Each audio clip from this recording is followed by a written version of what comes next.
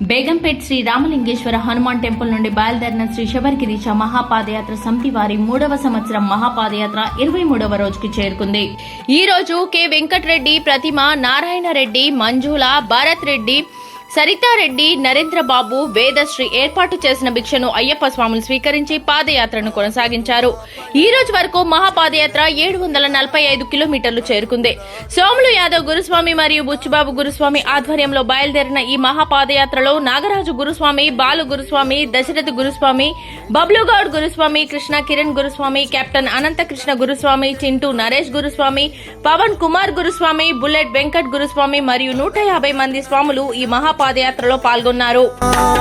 కనులార స్వామి నిన్ను చూడాలయ్యా, కలలు గన్న తీరము చేరాలయ్యా, కనులార స్వామి నిన్ను చూడాలయ్యా. మా శ్రీ శబరిగిరీశ మహాపాదయాత్ర మరవమయ్యా, ఆగదు మా పయనం, చేరదు నీ గమనం, అడుగులాడుగేస్తూ పలికినాము